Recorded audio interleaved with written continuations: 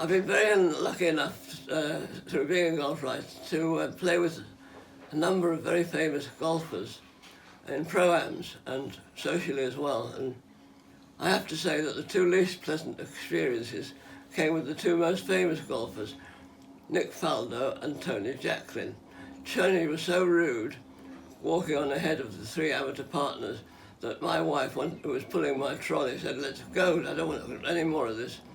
I said, "Well, just be quiet," because I was in the Corals team, and I didn't want to upset anybody, but he was totally ignored the amateurs, and he was very rude to his caddy. He said, "This is how you clean golf clubs," he kept saying. And he was just in a bad mood because he was losing his powers then. He was Open champion, of course, in, when was it? 1960, no, God, my memory. 1969, was it? Probably was. And this was the Coral Classic Pro-Am 10 years later, when he was very much on the decline. So he was finding fault with everything. He wasn't a pleasure to play with. And Nick Faldo, I played with him, the young Nick Faldo, before he won any of his majors, at a course in Doncaster. Bessica, is it? I don't know. Was invited up there. And he's another one who spent the whole time walking ahead and moaning about the greens and not being any interest whatsoever. And, you know, it was a bit much because Mr. Whitaker, who was the captain of the team, was paid for the team and paid a lot of money on the side to get Faldo as his pro that day, because we were coming along really well. I think he just won the PGA championship at somewhere. And wasn't a memorable experience at all. As the Faldo group is trampling all over me on the way to watch him, and I was trailing behind. It was just not a very delightful experience. Playing with Langer was much fun because he was a friend, and to my mind he was the best of all of them. I mean, he only won two majors, the 1985 and the 93 Masters, but he's 61 this year and he's still the best senior in the world, unheard of. You know, to become a senior when you're 50, and he's been there 11 years now, winning every year apart from one year when he had an injury. He's just phenomenal. And I put him up today in a rare appearance in the Racing Post to win the Tradition Championship, the first major of the season. 6-1 is an each-way steal, it really is, because we've got a good player coming along who's challenging now, called Steve Stricker, who won a couple of tournaments this year and still makes a good living on the main tour when he puts his mind to it. So the day will come when Langer packs it in, but he's so fit and he looks just like a 40-year-old at 61. It's amazing. And playing with him was a joy. But it's the little ones, the ones who don't get many chances to make money through pro-ams, people you wouldn't know of, who I enjoyed playing with the most, like Vaughan Summers, Australian, and Brian Barnes, of course, was great fun to play with. It was a huge joke to him. He was smoking his pipe all the way around. But yeah, I've been very lucky in golf to play with some wonderful players.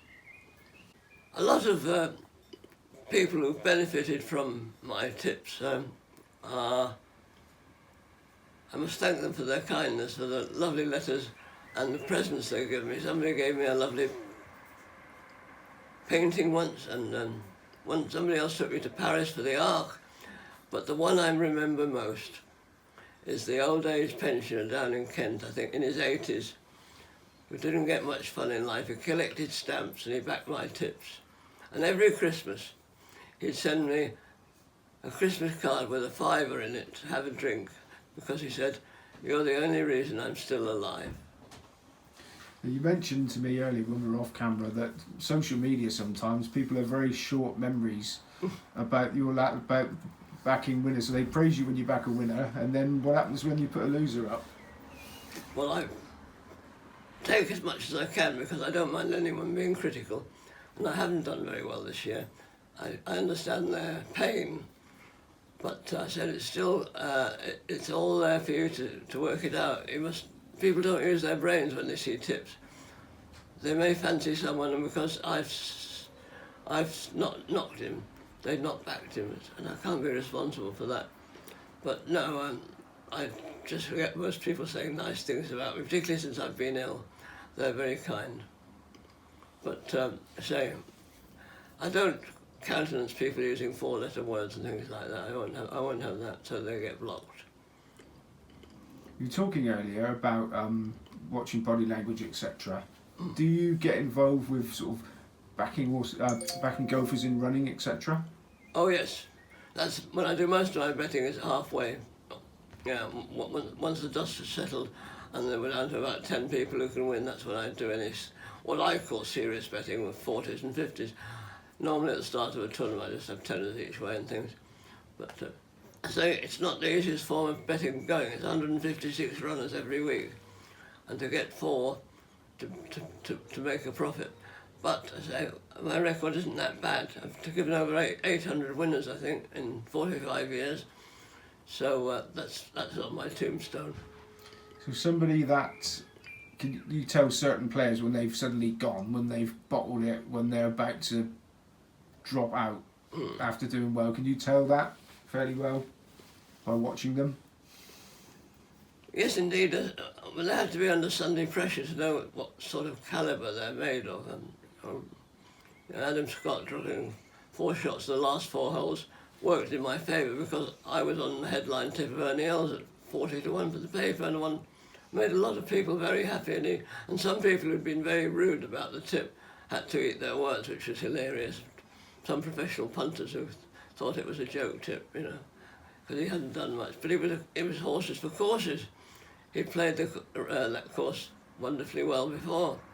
You don't forget, you know, it's the same as, only game I'm any good at is table tennis, and you never forget where the lines are. You know, people say, how can you play so well now? I say, well, it's automatic, it's routine. I know where the lines are, I know what my faults are, and I know I can't run anymore, but I've still got a good brain. I manage myself very well.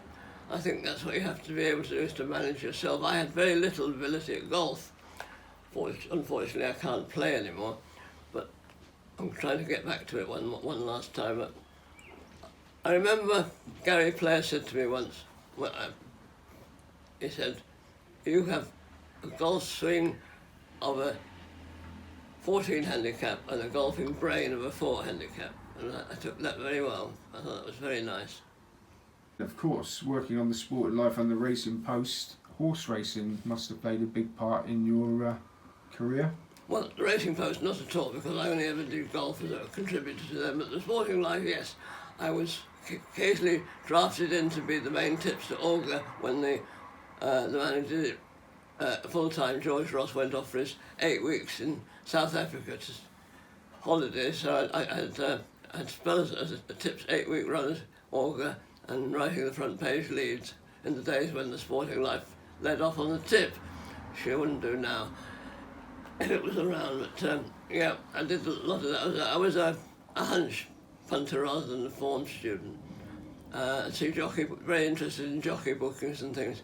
And I was a lucky punter. I wasn't as good as half the people in the office, but I could write much better than they could. And I couldn't tip as well as they could, but I did have a lot of good winners, 100 to 6. I remember Spy Net winning the Imperial Cup twice, I think, for Sid Dale. I don't know why I picked him, but it used to work out, and of course I backed Shogar for the 1981 Derby. But, well, in 1974, I was lucky enough to have a nice golf game with Major Peter Nelson and Richard Baer at Sunningdale, and Major Nelson trained a horse called Snow Knight, and he told me that he couldn't understand why there was such a price difference between Snow Knight and, was it Bastino? Might have been. Anyway, one was about 8 to 1 and one was 100 to 1. And he said, because I was only a little bit behind him in the trial, and he's going very well. So I had a 5 each way, which was a fortune at the time, and 100 to 1 on Snow Knight, which is the only 100 to 1 winner I think I've ever backed on horses. Started at 50 to 1, absolutely pissed up. And I was in the Ladbrokes box for it. And I made such a noise, people thought I was dying. And Ron Pollard, the PRO, said, I hope you haven't backed him with us. And I said, no, I just got a fiver each way with William Hill. Anyway, it was wonderful. It paid for a holiday in Estoril, and I say 100-to-1 winner for the Derby. Very, very exciting. You mentioned Richard Baer, and I remember reading his column when I was a young fledgling getting into horses, and his byline was the blasts and benedictions. Was he that fierce? He was a lovely man, except when he started begging you not to have to hold out from putts from 4 feet. He would more or less cry because he knew he had the yips. Anyway, I played a lot of golf with Richard. He was, as he said, fierce, and he had very good contacts and gave a lot of good winners. And 1981 Derby trial at Sandown, Shergar won that, and afterwards he wrote the immortal words, "Now is the time to bet like men." And he actually bought his home and called it Shergar down in Horsham Way on the strength of what he won that week. And I was lucky enough to get a bit of 7-4. I don't know what he started at, but I had a good bet on that anyway. £180. What a big bet for me, and it was never in doubt, of course. It was a wonderful horse. Now, I understand you're also a big boxing fan. Can you go into some detail there, please? Yeah, when I was on the Sketch, I had the chance to go to a few shows, and I actually reported on Henry Cooper's last fight against Joe Bugner. And there's a betting angle to that too, because after 14 rounds, there were no judges in those days. It was Harry Gibbs was the referee. And on Harry Gibbs, yes, and I just caught his eye from the ringside seat I was working from. And I said, who's winning, sort of thing? He said, he pointed to Bugner. And everybody thought Henry was so much loved, and everyone thought he was going to be the winner. I thought Bugner was winning it, and so did Hugh McIlvenney, but there were very few people who thought Bugner was winning that, coming into the last round. But I saw late Alan Kinghorn of Kinghorns in the next row, and I said, can you do me a bet on the outcome of this fight going into the last round? So he quoted me what figure, I don't know what it was. Anyway, I had 50 quid on, thanks to Harry Gibbs, on Joe Bugner to relieve Cooper of his championship. So that was very good, and I had the great privilege of interviewing Muhammad Ali once in his hotel and playing Monopoly with him. I thought it was a good idea not to beat him. Tell us a bit more about that. What was he like? He was surrounded by 2 scantily clad ladies who he called my foxes. Come on, there must be more to the story. And he kept saying, you people in London have got funny words like Leicester Square, he said. Anyway, I managed to lose that one and get out the door safely. And the trouble is, I never had a picture of it, which is a great omission. I shouldn't have been there. I was only a weekly paper person. I lied. I said I worked for Boxing News. And I got away. There wasn't so much security in those days, but I got up to his room, and there he was, with these 2 lovely foxes, ready to play Monopoly. Did the girls play Monopoly as well? Yep. Do you remember who won? I didn't win. That's brilliant. Boxing was responsible for my biggest ever bet, which was $1,000 on Lennox Lewis to regain the title from Chapman over in Las Vegas, which I went over there, only time I've been to Vegas. And of course he'd lost to Chapman over in South Africa through messing about with this film Ocean's 11. He was involved in that and wasn't training properly, and he got knocked out. But I knew that he was a different class to Chapman, and I was certain it was 1-4 to regain it. So I had $1,000 on him in one of the casinos, Mandalay Bay, I think it was, to win $250. So that would be the biggest outlay on a bet I've ever had.